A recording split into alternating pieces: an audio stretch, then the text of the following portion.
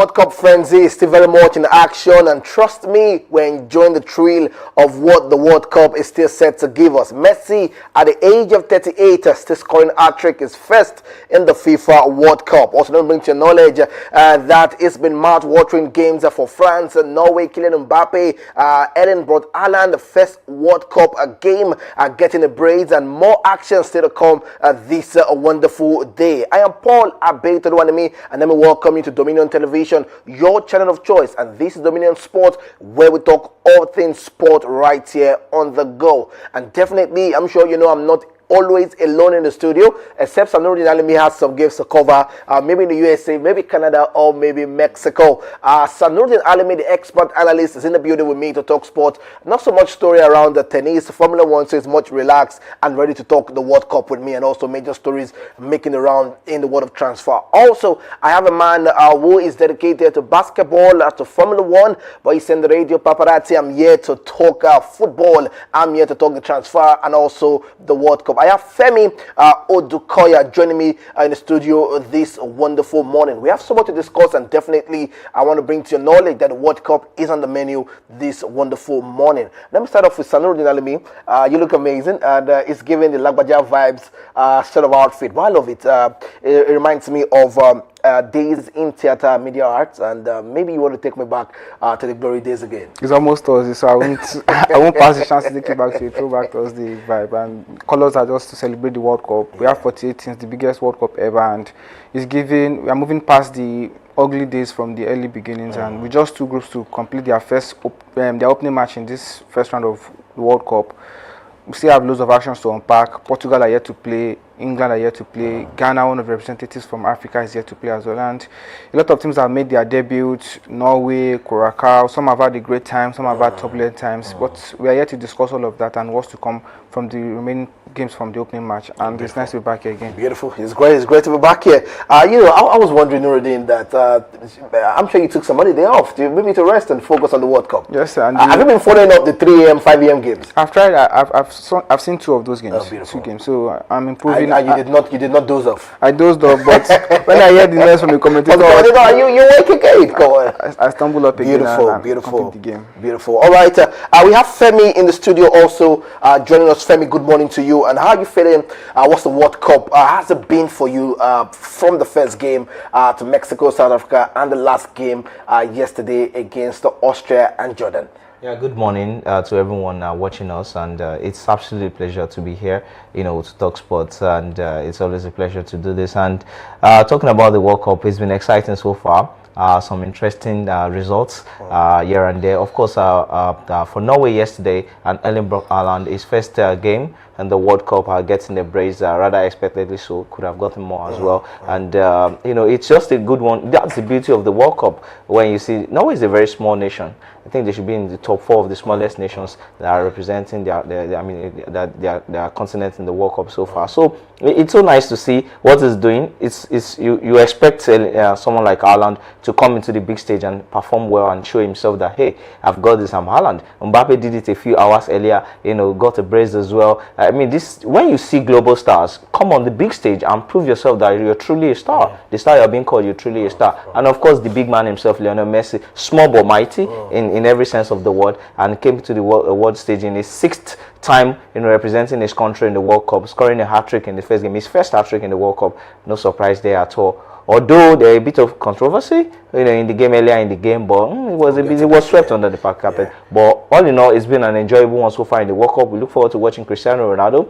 Hopefully, for the love of me, I hope he gets a go as well to, you know, to keep maintaining the status as one of the greats in the game. So we'll wait and see what happens later in the day. All right, so beautiful. What an introduction from Femi, giving us an update of what to expect from his box this wonderful morning. All right, let's kick off with the major stories, and I'm sure you'll be wondering, do we have local stories? I know then finally, just for today, we don't have local stories. It's disheartening to me though, because it's 2 or 3 months to the start of the new season, and the post-season has been one way for me, and no news from the right quarters. This is how we are progressing, this is what we are working on, and 2 or 3 weeks to the competition, everybody starts running helter-skelter to put things together, and it's not how to get things done. So we hope they work on that, the NFF, everybody that is involved in bringing the league to our faces. they do something about it, and we'll see what happens from there. All right, beautiful. Let's start off with what's happening in the camp of Ghana and England. And let me bring to your knowledge, guys, that an appeal to overturn Thomas Partey's ban from entering the Canada has been dismissed, and he will not play no part in Ghana 2026 World Cup opener today against Panama. Ghana face Panama at the BMO field in Toronto on Wednesday, which is today, June 17. And they don't have one of their starmans playing in that game. Femi, for you look at a situation like this. Do you think it's the right step in order because surrounding the sexual incidents with allegations with Thomas Partey? Yeah, I think that situations like this takes critical decisions, critical thinking. So we as analysts, we can only people who are in the power. They know the decisions to take. They know what the situations, curtails. For Thomas Partey, he's a professional. I don't think he's been all the accused. I don't think he's been found guilty in all of the allegations that have been tabled before him. So it's a very sensitive issue. So, but then the only one I have issue is with, I don't know how true it is though, but there's been news flying around the last couple of weeks now that the second game against England, is the second or the third game, that the English players might not shake his hand, and then the Ghana FA has responded that Thomas Partey will be the first on the line that day. If you refuse to shake the hands of Thomas Partey, none of our players will shake your players' hand too. We have to preach. Although sexual allegation is sexual allegation, we have younger audience who are watching the game. It's a global sport, but then we don't need to preach what is not right for anyone to see. We don't need to preach hate. We don't need to preach, we don't need to preach inferiority in that case. So, for Thomas Partey's case, it's unfortunate that he won't be playing against Panama, but I'm sure Ghana should have enough in their arsenal to execute the game today. So, but then we look forward. The situation cannot be overturned. It's been appealed, but it wasn't overturned. So, but we just wait and see what happens. We just want to watch the game and enjoy. Partey is in good spirit. He had his birthday a couple of weeks ago. He was partying. He was having fun. He knows that he might not play the opening game, so it is what it is. Party after party. So let me ask you, just like Femi said, for you, the situation right now is what it is. And do you agree that they have a replacement to fill up that position if Thomas Partey does not even get a chance to play, throughout this World Cup? That's going to be a very difficult one. Yes, they might be able to negotiate a side like Panama today. Enough in the Arsenal. They see how the likes of Anton Semenyo can lead the charge up front for them. So that's one that to look forward to. And there are several stars on the pitch that can equate things for them and turn things around for them. So Panama, yes, but tougher opponents like Ghana, and when you move past the group stage of the competition, you face tougher opponents, and you need the maturity and experience of a person like Thomas Partey. Even if he's not playing on the field of play, he can instill some kind of discipline into the squad. This is not his first rodeo at the World Cup. It's done it with Ghana before last time out, and now he's leading the charge again. So it's going to be an exciting one to see how Ghana navigate themselves past this opening game and subsequent times with or without Thomas Partey. All right, that's the update coming through from the camp of Ghana. Still to come right here is England. Have a situation at hand. Sanuddin Valentino Livramento has been ruled out of the World Cup with a calf injury. That's the update we're getting. And Trevor Chalobah has been called up to England squad. For you, people are questioning this call-up actually. They're wondering what the likes of Trent, Lewis Hall, why are they not the one making the replacements? Why Trevor Chalobah? Yes, in the World Cup squad, the coach will favor a player who is more versatile than a player that is tend to play one position perfectly. So for Trevor Chalobah, I think he's shown that he can play in any part of the defense, and maybe because of the relationship Thomas Tuchel had with him when he was at Chelsea, that's going to be one of the things that played a vital role in employing into the squad. For Arnold, he didn't have a great season with Real Madrid. Dani Carvajal, 37-year-old defender, benched him all along, and times he played, he was underwhelming in most of the matches. He's not adapted to life in Spain. So Lewis Hall, he played with Newcastle. Newcastle were not at the best defensively this season. You agree with me? Last season, if you agree with me, they were overrun, and we didn't see the grit and both the posture, the midfield and the defense of Newcastle had over the couple of years. So for me, Trevor Chalobah, yes, Chelsea didn't have a very great season, but it was one of the standout performance for Chelsea. At the back, he was always available, and with the past relationship he's had with Thomas Tuchel, I think that would favor this call up to the team, and let's just see what is going to add to the squad. And again, like I said, a coach would favor a player who can play on different parts of the pitch and give you his best, than a player that is accustomed to play just one position on the field of play. And case in point, Wan-Bissaka, before he got the switch back to Cape Verde, one of the things that hampered his call up to the England national team was he's more inclined to be a better defender than to help the team at the other part of the pitch. So for Trevor Chalobah, he's a threat when he plays set pieces forward.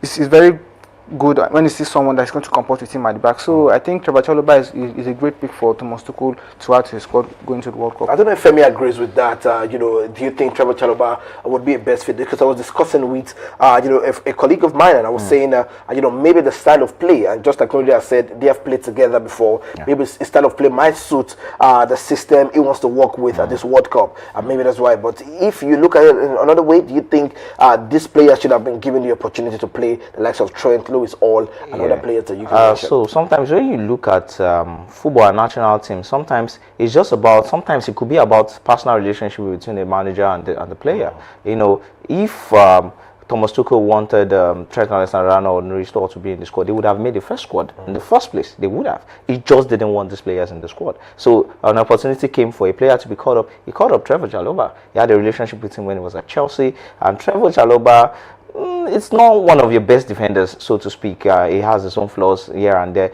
but then it's a choice of the coach, Thomas Tuchel, feeling like, okay, I would rather have Trevor Chalobah instead of having Trent Alexander. That is my discipline. That is my decision. That is my choice. So in this case, I don't think it's had a little bit of footballing related issue there. It's a case of a personality relationship. Like, okay, this is the player that I want. Trust me, Trevor might not even play any minutes, or he might come in here and there, maybe get a few cameo here and there, but he knows his key starters. There's no players who will play the games for him. So it's just a case of, I don't want Trent. I don't want him. I just don't want Trent. I don't want Trent in this squad. Lewis Hall, like he did say, Newcastle were a shambolic team defensively last season. So he felt like Lewis Hall probably didn't get the best of season. So he felt like Lewis Hall, but for Trent, there's more. There's something more to it. More personality. I don't just want Trent in this squad. All right, beautiful. Trent is not that guy for you defensively. Yes, you can create chances for your front, but you don't want to be weak in the defense, and that's, I think, one of the things that disqualified Trent. And for me, he didn't have a great season with Real Madrid. Yeah, he didn't. He's not adapted to life there, so that's contributed to his omission. Like he said, if wanted him in the squad, you'd have made the first list of players that were going to the World Cup with England. And we can go on and on about players that were supposed to make the team and not make the team. But now the World Cup has started. Let's see what the players that have been called up can do to convince us that they deserve their chance at the World Cup. Right, beautiful. And if you're still watching us, you're still very much connected to Dominion Television, your channel of choice. And you can quickly hit the subscribe button to follow us, like and share, and drop your comments. Remember, we have games to look forward to today. You can be part of that by dropping your own predictions right there in that game. Now, quick one, we're still talking about the FIFA World Cup 2026 happening in Mexico, Canada, and the United States of America. Thank you so much, my producer. Now, quick one, watching the screen right now, you'll see the fixtures to look forward to today, and you can drop your predictions quickly before we analyze the game. We have Portugal against DR Congo, or maybe you can wait for Femi. I know we need to give you some analysis for you to follow and you get a chance to win. We have Portugal against DR Congo, we have England against Croatia, we have Ghana against Panama, and we have the first time making the World Cup is Uzbekistan against Colombia. Now, moving away from that, let me give you an update that Avi Renard is the new Tunisia manager, and he has landed right there for the World Cup. The next two games is going to be against Japan and the Netherlands. Femi, do you think he has what it takes to maybe escape or maybe take them out of the situation where they are right now? So when you look at Avi Renard, he's been a darling of the African football, especially the northern side. I think he's been coaching in African scene about the last decade.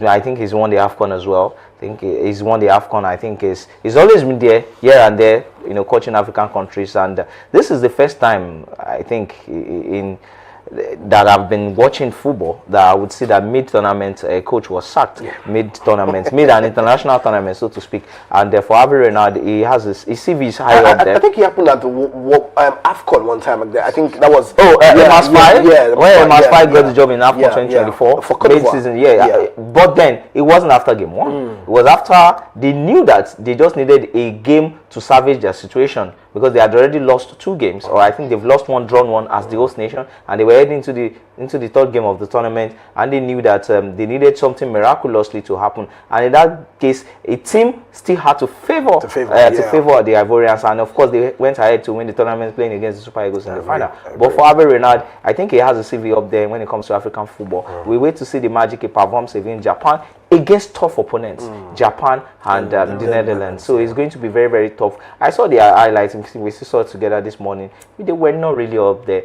Sometimes we blame the coach, how the players interpret the tactics of the coach on the field of play, but sometimes you just look at your squad and you be realistic with yourself. What I think Hervé Renard is coming to do is damage control. You know, just come, you know, just control it. You know, I don't think, although this is, I'm not predicting, but I'm just saying that Nigeria know all that. Nigeria even, you know, beat them in the last AFCON, so I don't really see them as all that. So it's just for Hervé Renard to come and just manage the situation. Manage the situation of things. All right, Sanuruddin, do you agree? You look at now. A built CV for Hervé Renard. You saw what he did at the last World Cup of Saudi Arabia. Fantastic job right there. One man that you would need to service situations. Maybe you need to look at this man. But do you think he has anything that can change, you know, the trajectory right now for Tunisia in that group where you have Netherlands and Japan? Yeah, something can still happen. It's the World Cup, and stranger things have happened in football. This time around, he has 2 games, and with this dynamic World Cup that we are currently watching at the moment, we can qualify with 2 or 3 points. Best losers will still make it to the round of 32. So that is one way you can look at it and say, okay, if you can get a favorable result against this opponent, they can spring a surprise. There could be a missing spark in the way the team was set up in the first game. And Hervé Renard, like we've said, we saw what he did last year. He was one that defeated Argentina at the opener of the World Cup. So he can do it again. I knew him from Ivory Coast. That was when I got to know about him, and I seen him. He's a very tactical coach. You can bring 1 or 2 things out that you've not seen before in your play. And last time my team did this in the mid tournament, they went on to win the competition.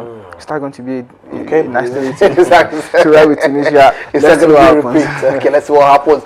All right, we're still talking about the World Cup, and one man, Femi, I think that was on Monday or Tuesday, we're talking about the man from Cape Verde, Vocinia, has just hit, you know, a 5.8 million. That's what we're looking forward to right now against after that performance against Spain at the age of 40. And you look at it and you're wondering where we are at this point in time. And it's just the World Cup. It shows so much to you, and you're wondering this is where you are. Talk about Vocinia for me quickly as we look forward to the games that we played yesterday. Yeah, for Vocinia, you know, it's a dream come true. So it's a case of, in life, just generally speaking now, to never give up on your dreams. So who would have thought? An average man on the street would not have thought he would be playing at the biggest stage of the footballing tournament at 40. At 40. Springing up a surprising performance against the supposed team that everyone tilts that they might win the World Cup. You know, Spain, world champions, European champions, world champion at some point as well. So it's quite a surprise facing Lamine Yamal and all of these great players. And of course, unfortunately, for Spain, they couldn't score, they couldn't get past him. So it's quite an interesting performance for him. He said his grandparents, his mom and her, they were all, you know, his mom couldn't make it due to visa and money issue, and but of course they were watching. I'm sure they were watching at home, and then they saw the pride, and of course his Instagram followers, you know, just skyrocketed. I think from about 400 followers to about 1.5 million in just less than 24 hours after the game. Beautiful. I mean, that's the beauty of the game of football, and that's why. Say whatever you want to say about the host nation, especially the United States of this World Cup, but then the World Cup has been superb so far. Forget the politicking, forget the situations. We spoke about Thomas Partey, some decisions that have been taken, but the game on the pitch has been excellent so far, and everyone has been enjoying it. All right, let's just look at the games quickly that were played yesterday. Sanuruddin, let's start off with the first game yesterday, and so many people were hoping that the AFCON champions, because we don't even know who are the AFCON champions now, but we know Senegal for now until we are done with the court case. Senegal for now. It's Senegal for now. Senegal have been stripped of the title. That is the official statement from CAF. They've been stripped of the title. But Senegal has not returned the title. They have not returned it, but if you check the CAF Wall of Honor now, this has been replaced with Morocco, pending the CAS. And so do we wait for CAS too before you give your own judge? No, for me now, it's Senegal. For this Morocco. Everybody has their own. So you're Morocco. I'm Senegal. No. So where do you stand? I've always been upset of Senegal. Okay. So for CAF, their winner is Morocco, but for a lot of people in the world, it's Senegal. Okay, so you're right to call them African champions. Okay, so let's talk about Senegal, France quickly. Did you see that game turning out like that for Senegal? What did not work for them against a team like France? If you want to play against a team like France, you need to be very disciplined defensively, and that was what cost Senegal the points yesterday. You see, they were able to create 1 or 2 chances in the second half, but defensively, if you are not sharp, you are playing against one of the best attacking formation we've ever seen. You have Dembele on one side, you have Mbappe, you have Desiree Doué, you have Olise. These players are on top of their game at the moment. We saw what Olise did with Bayern last year. We saw what Mbappe did in La Liga, even though they didn't have a great season at the end of the day. Dembele is the current Ballon d'Or holder, and if you are playing against players like that, you saw how exciting Desiree Doué was. Bakola came on, he got a goal. That's to show you the firepower you are facing. If you are not disciplined against players like that, it's going to cost you, and you have to pick the ball from the back of your net. Fantastic goals at the end of the day. Mbappe getting one either side of this Bakola's one. That was a fantastic pass to set Bakola and to put the ball in the back of the net. That's what you want to see on the big stage. And for Senegal, they need to go back to the drawing board. I don't think Koulibaly is fit enough to be. Yeah, I mentioned it yesterday. It's not. When I saw him lead the charge out during the opening ceremony for the match, it was just disheartening to me. This man, even when he's not at this age, he was not that defender for me. You can't pit him against players that are sharp like Dembele, Mbappe, Desiree Doué, who would trick you, play shots from where you don't imagine, and it's going to cost your team. So for Senegal, they need to go back to the drawing board. They need to reorganize their defense. Yes, the next two games, then there's a supposed group of death. So the next 2 games, I think they've played the best team in that group at the moment, and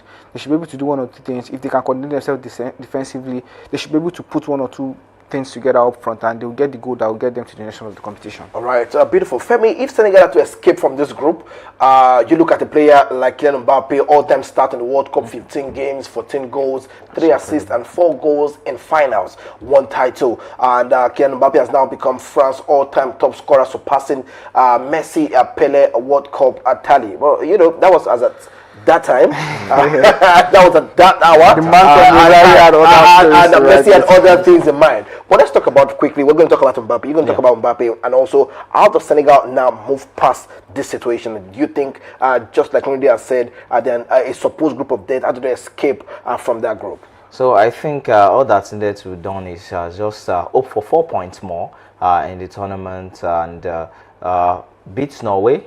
And I think everyone will turn Iraq to their boogie boys or their boogie team, so to speak. So beat Norway, beat Iraq. Yeah, beat Iraq. Yeah. Beat Iraq, and then probably try to get a point from Norway. And then you see yourself scaling through to the next round. And of course, and defensively, like he did mention, Kalidou Koulibaly, he didn't have the greatest of games yesterday. There's this boy who plays for Chelsea, Sarr, what's his name? He's an excellent defender. He had a good tournament at AFCON. You know, I expected that he would field him in, but probably the coach Aliou Cisse felt he wanted to go for a little bit of experience at the back, but you don't go with experience, although you do go with experience. But in that sort of game, when you have the best attack in the world of football, Michael Olise, Desiree Doué, Kylian Mbappe, Ousmane Dembele, to be a relentless barrage, you know, and then you couldn't just hold on to it. At some point in the second half, they faltered. The defense collapsed, and they couldn't find a way to beat the backup, and they considered 3 goals. But that's just that for Senegal. To come to your question, all they need to do Hold on, so now, do you think that the likes of them, Sadio Mane, Ismail Assar, Nicolas Jackson did not come to the party yesterday? Jackson did try. He had a few chances in the first half. Fluffed his chances. Could have gotten a goal. He always flop. Jackson. But then one thing I questioned the coach for Aliou Cisse is the fact that he benched Iliman Ndiaye, the Evertonian winger. I expected Ndiaye to start the game, and then you played Lamine Camara as the number 10, played Mane on the left hand side, played Ismail Assar on the right hand side. I felt like the attack was a little bit dense. If he had started Iliman Ndiaye, there would have been a more force in the attack, especially putting him on that flank where you have what's his name, the Barcelona guy, Koundé. Jules Koundé would have given Koundé a hard time, and then switch flanks with Mane, and then you would have seen a big deal, a difference. So, but then he would have learned his lesson. He would go back to the drawing board, just like he said. They will see what they did wrongly yesterday. Senegal are better than that performance of yesterday. They are definitely better. A lot of people were disappointed. They are better than the performance of yesterday, but I'm sure they'll pick themselves up. All right. Sanuruddin Mbappe, for you, France all-time top scorer. Did you see it coming? Yes, it's always written in the stars. Mbappe, since he came to the world stage, announced himself on the biggest stage of the world, got multiple man of the match performances at 18, got to the final 4 years later, got the title, got back to the final again, tried to defend it, but it fell to Messi and Argentina. Now he's back at it, and I know in subsequent times, maybe 1 or 2 World Cups to come from now, he's going to be the highest goal scorer in the World Cup. Because right now, Messi has marks this tournament and next tournament to extend his tally, which he currently uses. But Mbappe still has, I think, 1 or 2 World Cup appearances in him, and I'm sure he's going to beat that at the end of the day. So words cannot exactly describe what a phenomenon he is right now. He's that player, he's that man that announces himself on the big stage. And we were talking about it towards the tail end of that season, who is going to favor amongst them if France get to be the champions of the world at the end of the World Cup. Is he Ousmane Dembele? Is he the man from Bayern, Mikel Olise? Is he going to Kylian Mbappe? And I've always mentioned, when it comes to the national team, Mbappe is that man. Mbappe is the man that leads the charge, and you see why all the buzz is all around him going to the World Cup. He was absent when the team was traveling to the USA, all and that. But now he's back where it matters, putting the ball in the back of the net. Fantastic style, doing it nonchalantly. That's what you want to see from your star man. That's what you want to see from your star player, and it's going to be very important in their World Cup journey. Beautiful. Kylian Mbappe is the name, and I was expecting that was going to be all we're going to enjoy. But one man had another answer. That's Erling Braut Haaland.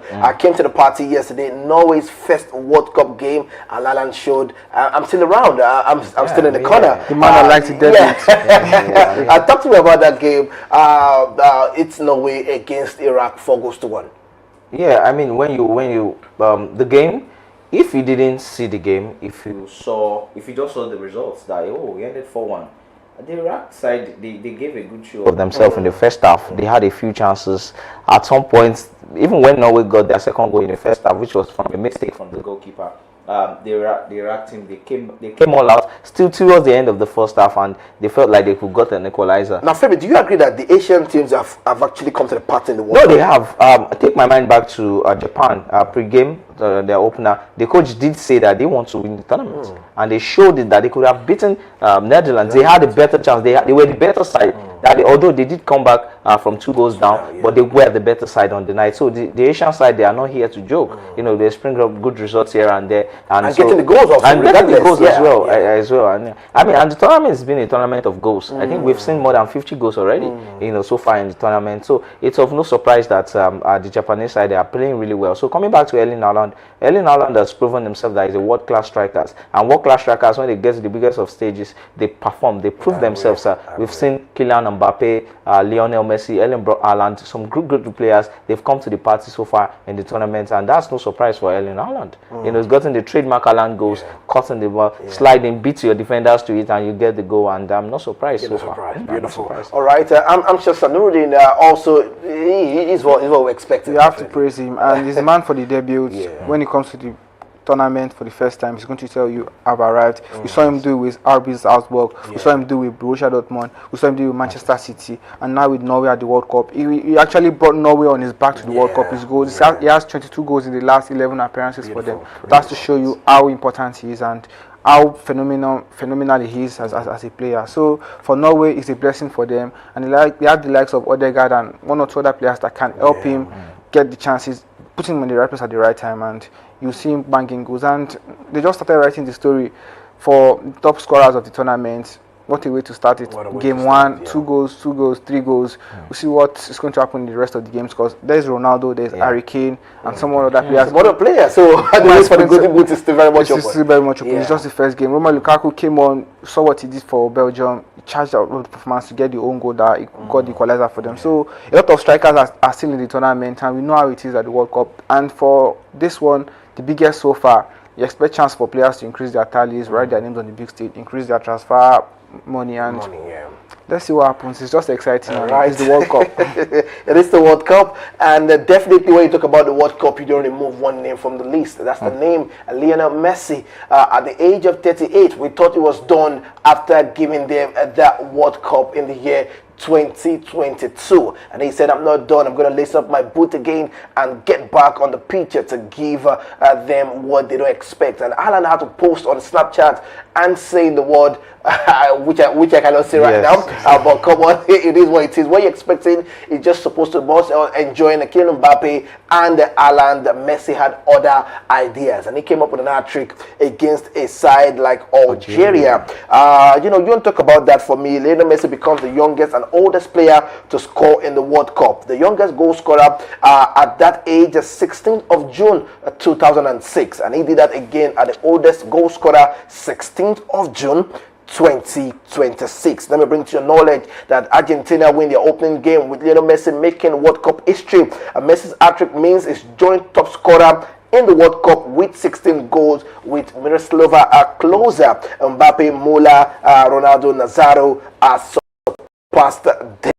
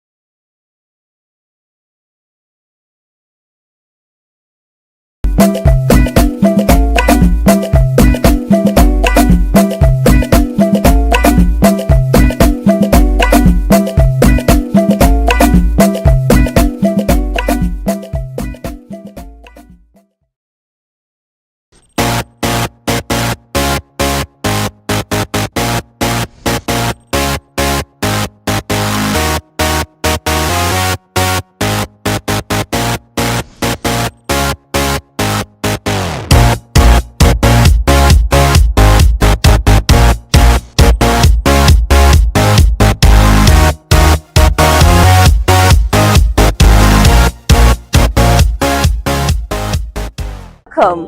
You have arrived at Dominion Broadcast Group, the home of Dominion 106.1 FM and Dominion Television, the heart of broadcast excellence. The Dominion Broadcast Group, home to Dominion 106.1 FM and Dominion Television, was founded and financed by Bishop Felix Owolabi. Bishop Felix Owolabi is a serial entrepreneur with both local and international business interests. The Dominion Broadcast Group is situated at 13 Palm Grove Estate, Iyagonku, Ibadan. It is purely a business enterprise and not a religiously oriented media house. The group was commissioned on Friday, February 14, 2025 and launched full-scale commercial broadcasting on April 1st, 2025. Kola Owolabi is the chairman of the governing board. Bishop Felix Owolabi is the president, and Dr. Mrs. Temitayo Owolabi is the vice president of the Dominion Broadcast Group. The media outfit is home to over 50 staff members who work around the clock to execute the purposes for which the group was